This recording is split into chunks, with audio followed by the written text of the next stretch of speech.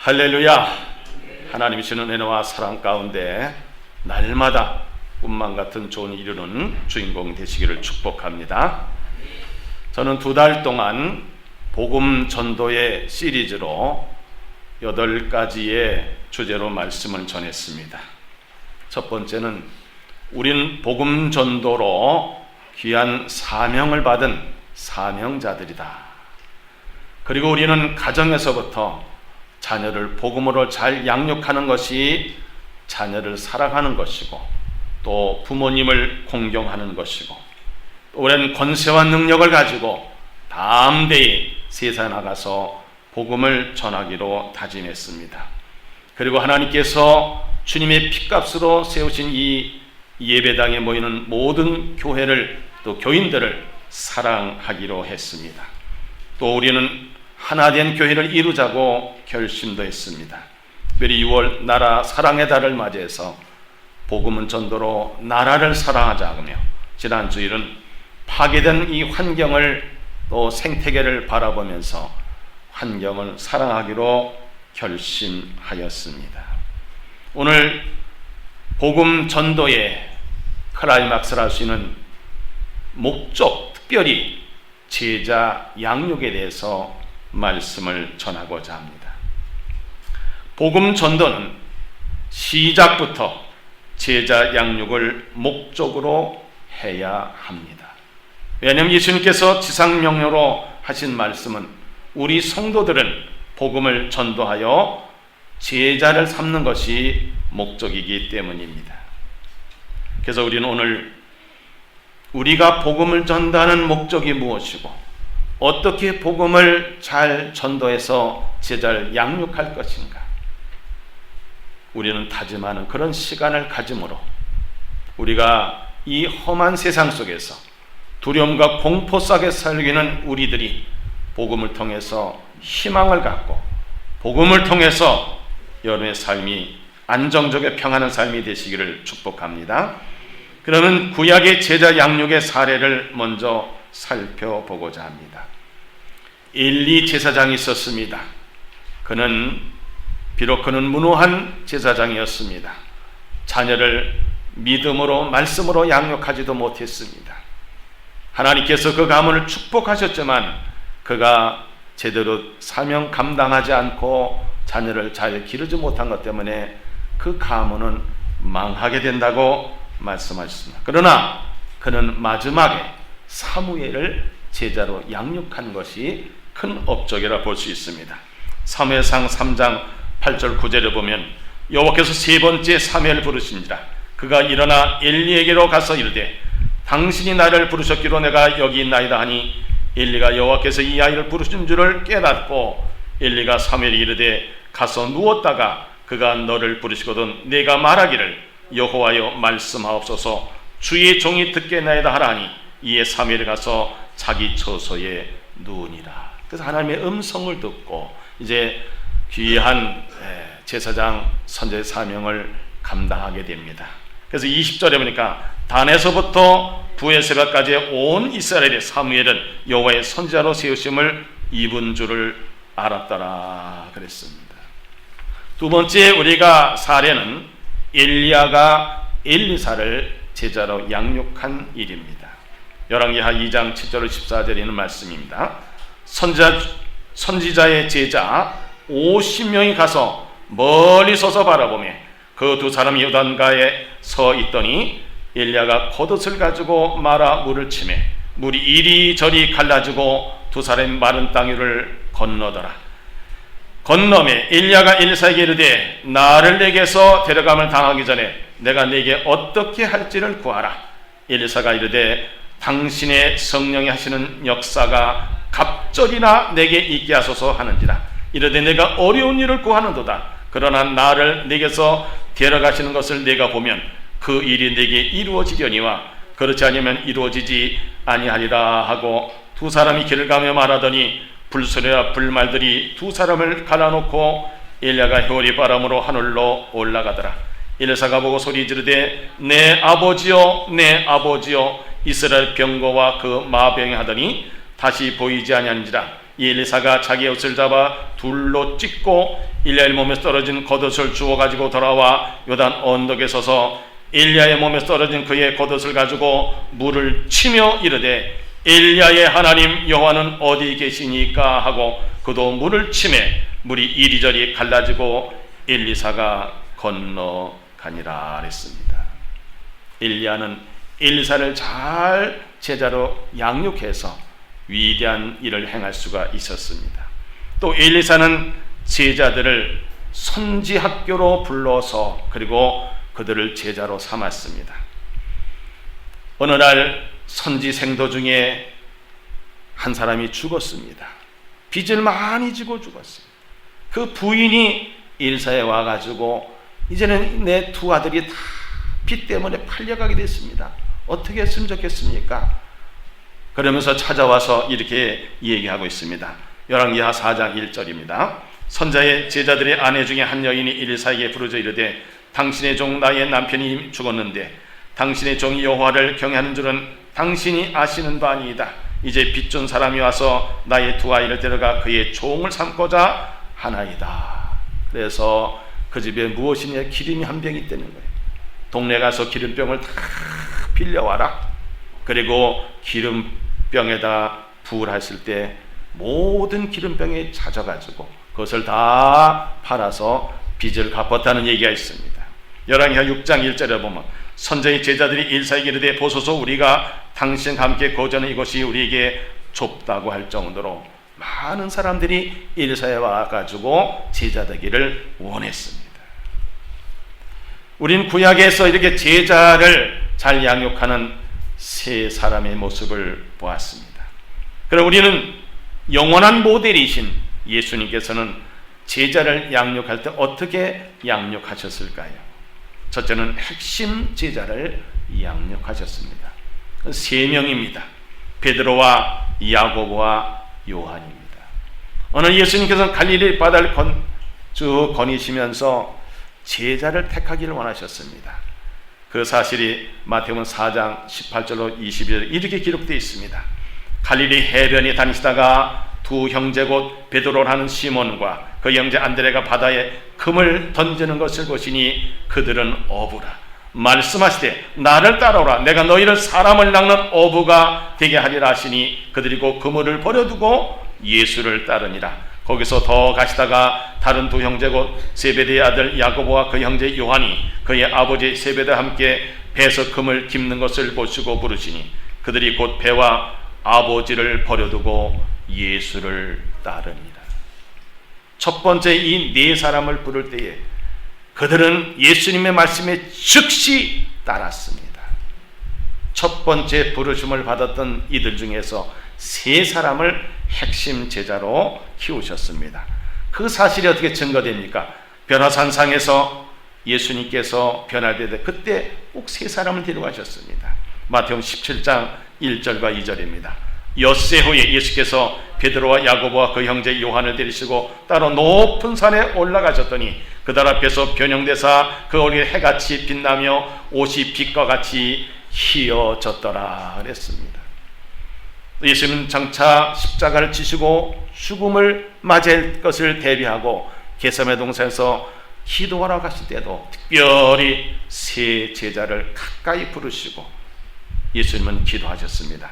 그 사실이 마가복음 14장 32절부터 34절에 이렇게 기록되어 있습니다. 그들이 겟세마네라는 곳에 이르매 예수께서 제자들에게 이르시되 내가 기도할 동안에 너희는 여기 앉아있으라 하시고 베드로와 야고보와 요한을 데리고 가실새 심히 놀라시며 슬퍼하사 말씀하시되 내 마음이 심히 고민하여 죽게 되었으니 너희는 여기에 머물러 깨있으라 말씀하셨습니다. 예수님은 12제자를 특별히 선택하셨지만 그 중에서 세 사람의 핵심 제자를 특별 관리하셔서 제자로 양육한 것을 볼 수 있습니다. 두 번째 예수님 12제자입니다. 3명을 포함한 12제자입니다.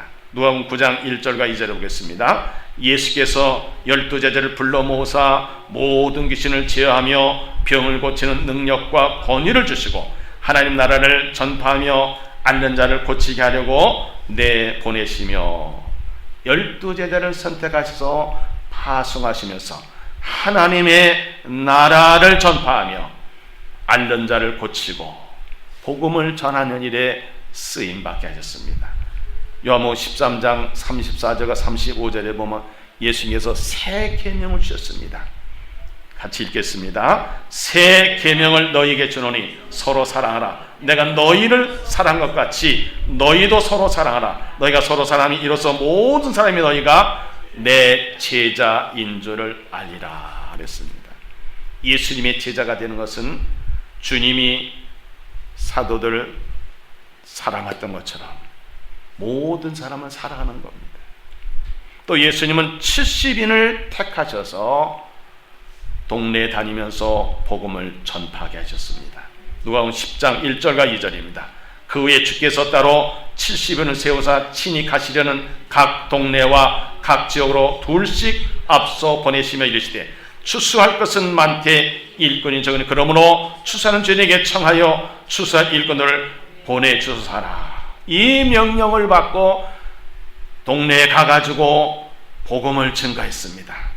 놀라운 사실을 이들은 와서 이렇게 예수님께 보고하고 있습니다. 17절부터입니다. 70인이 기뻐하며 돌아와 이르되 주여 주의 이름이면 귀신들도 우리에게 항복하더이다. 예수께서 이르시되 사탄이 하늘로부터 번개같이 떨어진 것을 내가 보았노라. 내가 너희에게 뱀과 전갈을 밟으며 원수의 모든 능력을 제할 권능을 주었으니 너희를 해칠 자가 결코 없으리라. 그러나 귀신들이 너희에게 항복하는 것을 기뻐하지 말고 너희 이름이 하늘에 기록된 것으로 기뻐하라 하시니라. 아멘입니다. 예수님은 핵심 제자 12제자 70인뿐만 아니라 수많은 사람 앞에서 하나님의 나라의 복음 그리고 회개를 촉구하시고 그리고 하나님 나라의 백성으로 어떻게 살아갈 것인가를 복음을 증거하셨습니다. 그 중에 핵심 제자와 12제자 70인의 제자를 우리는 기억하면서 예수님이 이렇게 제자 양육을 해서 힘쓰고 애쓰며 특별 관리하시면서 이렇게 관심을 갖고 하셨구나 이렇게 생각하면서 예수님의 제자 양육을 모델로 삼으시길 바랍니다. 그건 신약 성경의 대부분을 반 정도를 기록한 바울이 제자 양육을 어떻게 했는가 살펴보겠습니다. 바울은 다메섹스에서 예수를 만난 이후부터 그가 가지고 있던 모든 기득권과 그가 알고 있던 모든 것을 다 분토와 같이 버렸습니다. 그리고 그가 오직 한 가지 자랑한 것은 십자가만 자랑하다고 했습니다. 그가 가지고 있던 모든 지식과 가지고 있던 모든 것을 버리면서 하는 얘기가 나는 예수만이 가장 고상하고 귀한 지식이라는 것을 깨닫게 됩니다. 그리고 이것을 어떻게 다른 사람에게 전도할까? 그리고 어떻게 그들을 제자로 양육할 것인가? 목적을 어디에 두었느냐? 그는 전도한 사람들을 예수 그리스도 안으로 오게 하고 그들을 완전한 자로 세우는 것을 제자 양육의 목표로 삼았습니다. 목적으로 삼았습니다. 고린도서 1장 25절을 먼저 읽겠습니다. 내가 교회의 일꾼 된 것은 하나님이 너희를 위하여 내게 주신 직분을 따라 하나님의 말씀을 이루려 함이니라. 28절과 29절 우리가 그를 전파하여 각 사람을 권하고 모든 지혜로 각 사람을 가르치면 각 사람을 그리스도 안에서 완전한 자로 세우려 함이니 이르야 나도 내 속에서 능력으로 역사하신 이의 역사를 따라 힘을 다하여 수고하노라 그랬습니다. 그렇습니다. 우리가 예수, 복음, 천국 이런 것을 전하는 목적이 무엇이냐고요. 물론 그가 예수 믿고 구원받아 천국 가는 거지만 그도 역시 예수님의 제자가 돼서 수많은 사람들을 복음을 증거하며 그리고 전도할 수 있도록 제자로 양육하는 데 목적을 두는 것입니다. 그럼 우리가 바울이 그렇게 제자 양육에서 힘쓰고 애쓰고 수고하고 그런 방법이 무엇인가를 찾아보고자 합니다. 첫째, 그는 모든 일에 앞서서 예수님께서 기도하는 모습을 늘 생각했습니다. 예수님은 공생에 처음 시작하기 전에 40일 동안 금식 기도하셨습니다. 예수님 제자를 부르시기 전에도 기도로 준비하셨습니다. 또 예수님은 하루의 일과를 시작하기 새벽에도 기도로 하루를 준비하셨습니다. 십자가를 지시기 전에도 예수님은 겟세마네 동산에 가서 기도하셨습니다. 이 기도하는 모습이 바로 바울이 생각할 때 예수님이 롤 모델이었구나 이렇게 생각하면서 그는 기도를 먼저 했다는 내용입니다. 기도는 우리 모든 행동의 우선이 되어야 되는 겁니다. 기도 없이 어떤 일을 해서는 그것은 인본주의입니다. 기도를 하고 하나님께 주신 능력과 지혜를 가지고 하는 것은 신본주의로 살아가는 모습입니다. 바울은 제자 양육에 있어서 다른 걸 앞세우지 않고 기도를 앞세웠습니다. 에베소 1장 15절 19절의 말씀을 함께 읽겠습니다. 이로 말미암아 주 예수 안에서 너희 믿음과 모든 성도를 향한 사랑을 나도 듣고 내가 기도할 때에 기억하며 너희로 말미암아 감사하기를 그치지 아니하고 우리 주 예수 그리스도의 하나님 영광의 아버지께서 지혜와 계시의 영을 너희에게 주사 하나님을 알게 하시고 너희 마음의 눈을 밝히사 그의 부르심의 소망이 무엇이며 성도 안에서 그 기업의 영광의 풍성함이 무엇이며 그 힘의 위력으로 역사하심을 따라 믿는 우리에게 베푸신 능력의 지극히 크심이 어떠한 것을 너희로 알게 하시기를 구하노라 하겠어요. 복음을 전도하고 그들이 제자 양육을 위해서는 하나님 앞에 바울은 기도하고 상대방의 마음이 움직여서 은혜를 받을 수 있는 마음이 되도록 하는 그런 작업이 바로 기도라는 사실을 알았기 때문에 기도를 먼저 했다는 얘기입니다. 빌립보서 1장 3절 6절에도 이렇게 기록이 되어 있습니다. 내가 너희를 생각할 때마다 나의 하나님께 감사하며 간구할 때마다 너희 무리를 위하여 기쁨으로 항상 간구함은 너희가 첫날부터 이제까지 복음을 위한 일에 참여하고 있기 때문이라. 너희 안에서 착한 일을 시작하신 이가 그리스도 예수의 날까지 이루실 줄을 우리는 확신하노라. 그렇습니다. 기도를 통해서 믿음의 확신이 생기고 그 확신된 것을 가지고 복음을 증거하고 제자를 양육할 때에 많은 사람들이 예수님 안에서 완전한 자가 된 것을 알 수가 있습니다. 여러분, 우리가 제자 양육은 기도를 우선순위로 한다는 사실을 알아야 돼요. 제자 양육뿐만 아니라 모든 인간의 삶 속에서, 인생의 삶 속에서 기도가 먼저입니다. 학교 가서도 먼저 하나님 앞에 기도하십시오. 직장에 출근해서 먼저 기도하십시오. 하루의 일과를 시작하기 전에 먼저 하나님 앞에 기도하십시오. 우리가 어떤 귀한 직분을 맡아서 어떤 취임을 했다면 기도부터 하십시오. 우리나라는 정말 하나님께로부터 복받은 나라가 된 것은 재헌국회 할 때 첫 번째 열린 국회에서 하나님 앞에 기도로 시작한 나라가 우리나라입니다. 그래서 하나님이 이 민족을 사랑하시고 이 민족을 축복하고 계시는 겁니다. 바울은 두 번째로 방법이 사랑이었습니다. 그런 로마서 12장 9절에 사랑에는 거짓이 없나니 악을 미하고 선에 속하라 그랬습니다. 거짓 없는 사랑, 사심 없는 사랑이 제자를 양육하는 데 필수입니다. 열린 마음을 가지고 정직한 마음을 가지고 그는 데살로니가 교회 교인들을 잘 양육하여서 큰 기쁨의 소식을 듣고 나서 편지 이렇게 보냅니다. 데살로니가서에 있는 말씀 보겠습니다.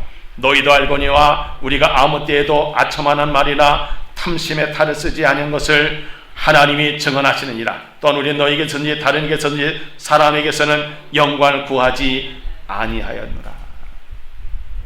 바울의 진실함과 거짓 없는 사랑, 이것이 바로 이 말씀에 드러나고 있습니다. 그리고 바울은 자기의 권리를 주장하지 않았습니다. 유머있습니다. 다시 한번은 젖을 먹이는 어머니의 심정으로 제자를 양육했습니다. 시간도 같이 보냈습니다.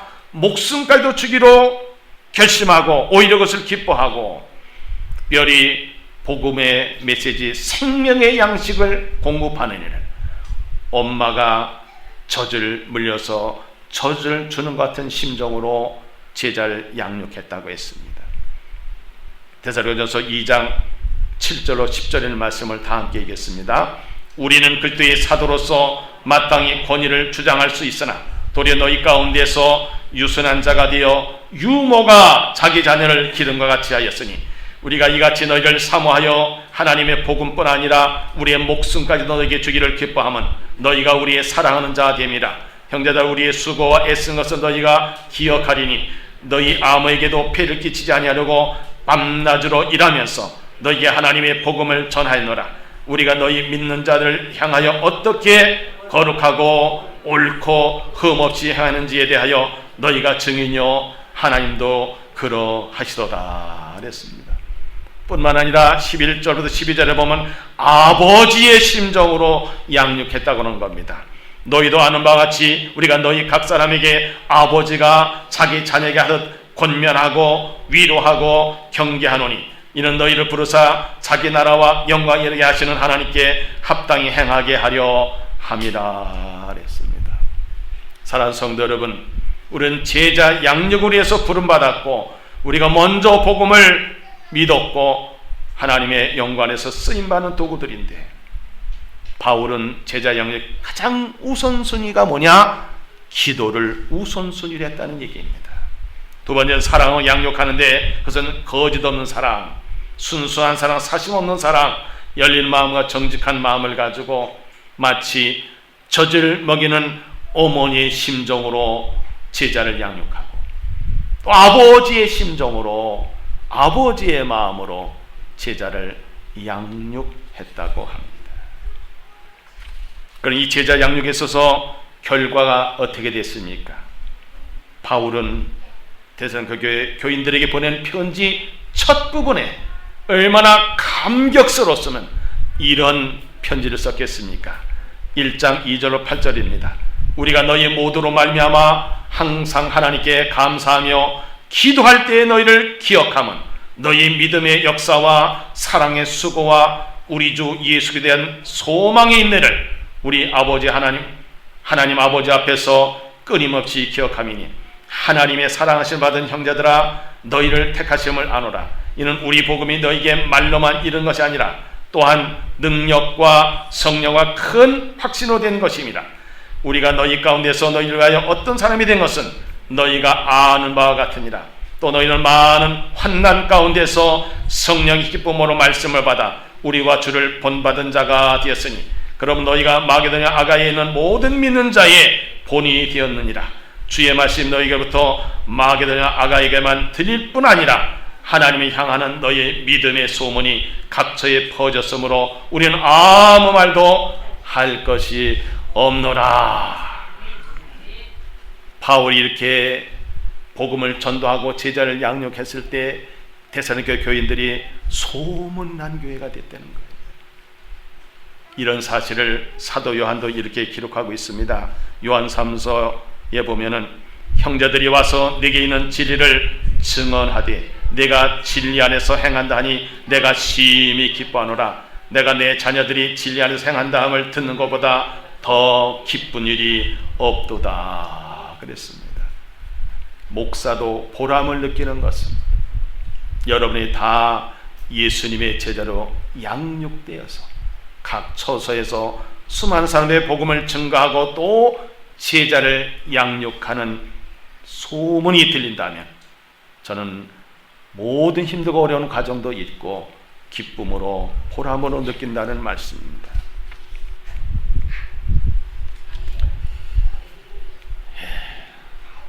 제가 어느 책을 통해서 이런 얘기가 있어서 전합니다. 감신대 유경동 교수님이 쓴 책 하나님의 뜻을 구하는 40일 기도 영성 이런 글이 있습니다. 어느 바닷가에 어부들이 모여 사는 어부 마을이 있었습니다. 제법 웬만한 중소도시 규모의 이 마을에는 모든 것이 갖춰져 있었습니다. 마을 사람들은 열심히 마을 발전에서 노력하고 있었습니다. 갖가지 꽃을 심은 화단 옆에는 어부 유치원이 있는데 무엇을 하는지 살펴보니까 어린이들이 모여서 선생님과 함께 선생님의 지도를 받으면서 나는 이 다음에 커서 훌륭한 어부가 될 거야 하며 목청도 두며 비전 선포식을 하고 있었습니다. 어부 유치원 뒤에 자리 잡은 어부 중고학교를 돌아 큰 동산 중턱에 세워진 어부 대학에서는 21세기 신교육의 선두주자를 자부하며 다양한 과목을 개설하고 열심히 공부들을 하고 있었습니다. 물고기 출하 시기와 시세와 주가를 연구하는 어부 경제학과, 어부들의 심리와 직업 만족도를 연구하는 어부 심리학과, 역대 어부들의 사상과 업적을 연구하는 어부 역사학과, 심지어는 과학의 시대를 맞아요 다양한 물고기의 문화를 연구하는 어부 인터넷 학과도 있었습니다.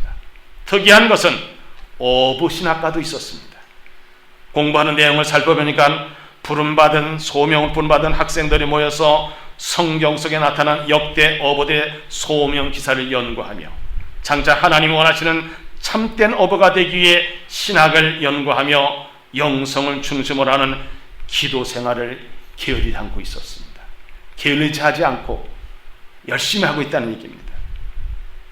동네 한가운데 많은 노인들이 모이는 어부 노인정이 있는데 젊은 시절 어부 생활을 해상하면서 고되고 힘들었지만 보람이 있었다고 하면서 만족하며 이야기하고 있었습니다. 노인정 옆에는 어부 마을 회관이 있는데 역대 그 동네 어부 지도자들의 사진이 걸려 있고 차세대 지도자를 위한 교육이 진행되고 있었습니다.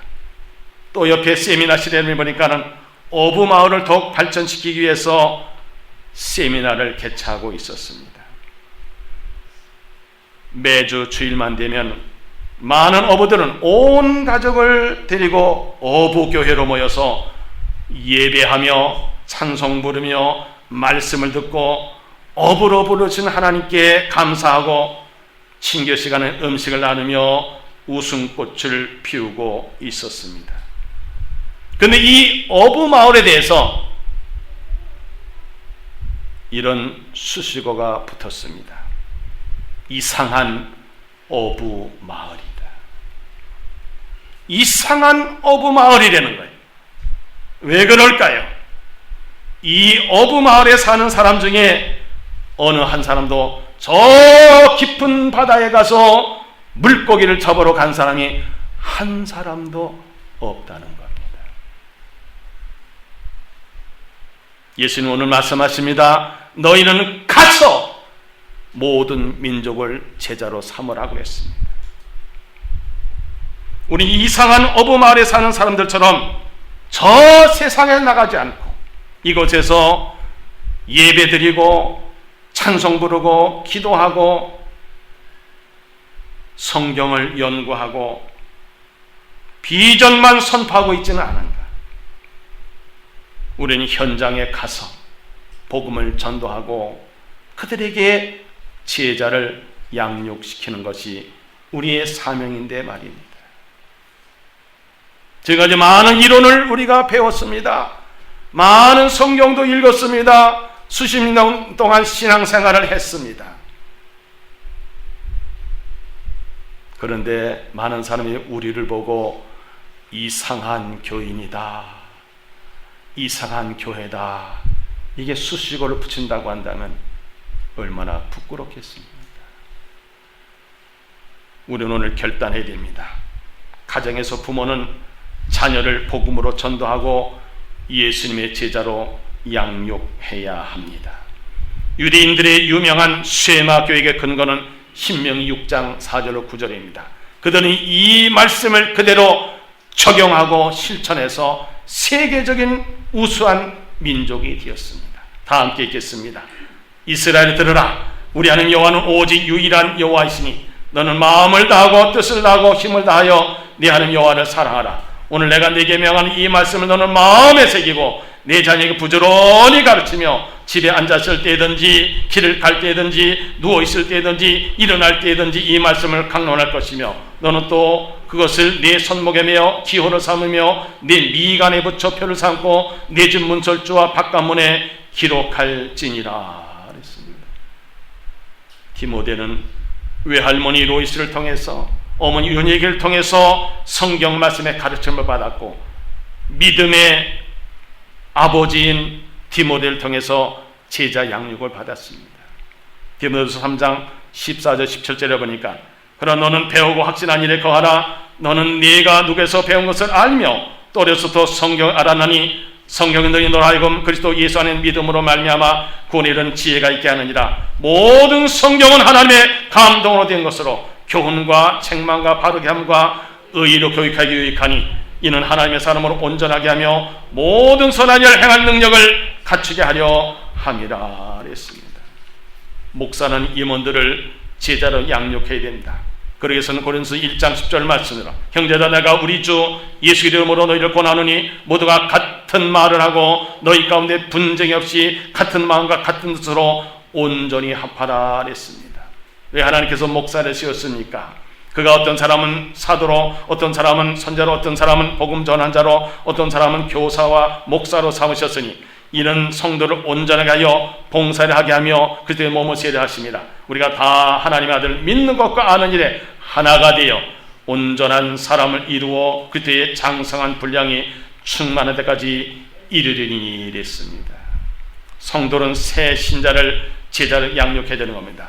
오늘 주님께서 하신 지상명령의 말씀은 마태복음 28장 19절 20절입니다. 그러나 너희는 가서 모든 민족을 제자 삼아 아버지와 아들과 성령의 이름으로 세례를 베풀고 내가 너에게 분부한 모든 것을 가르쳐 지키게 하라. 볼지어다 내가 세상 끝날까지 너희와 항상 함께 있으리라 말씀하셨습니다. 디모데서 4장 1절과 2절에 바울은 마지막 임종 직전이 디모데에게 이렇게 명령합니다. 하나님 앞과 살아있는 자와 죽은 자를 심판하실 그리스도 예수 앞에서 그가 나타나실 것과 그의 나라를 두고 엄히 명하노니 너는 말씀을 전파하라. 때를 어떤지 못어떤지 항상 힘쓰라. 범사에 오래 참은 가르침으로 경책하며 경계하며 권해라 그랬습니다. 우리는 복음 전도에 있어서 제자 양육이 최종 목적입니다. 우리는 가서 제자 삼으라는 찬양을 부르면서 결단한 시간 갖겠습니다.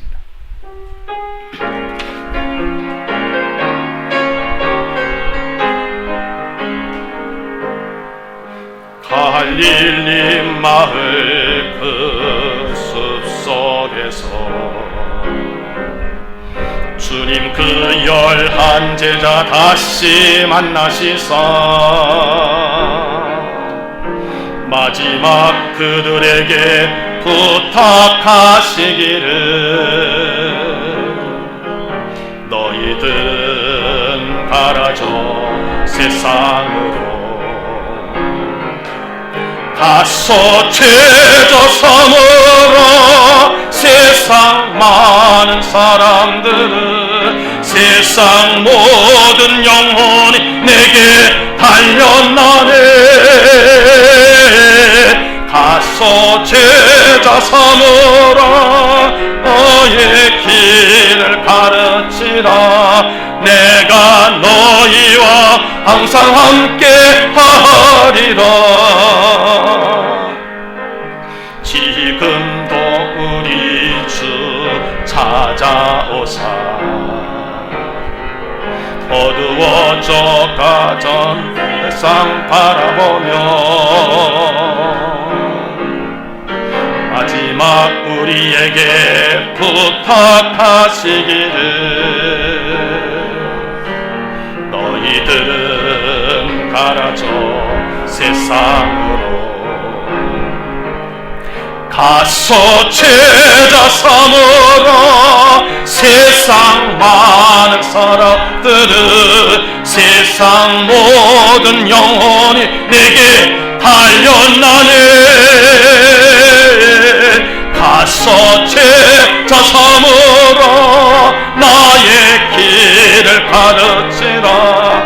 내가 너희와 항상 함께 하리라.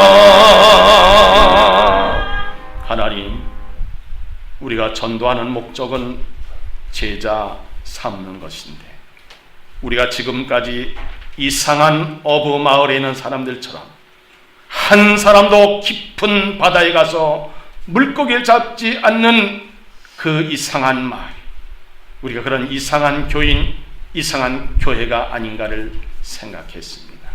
이제 내가 믿는 이 복음을 증거할 뿐만 아니라 제자를 양육하는 최선을 다하는 우리 모두가 되게 하여 주옵소서.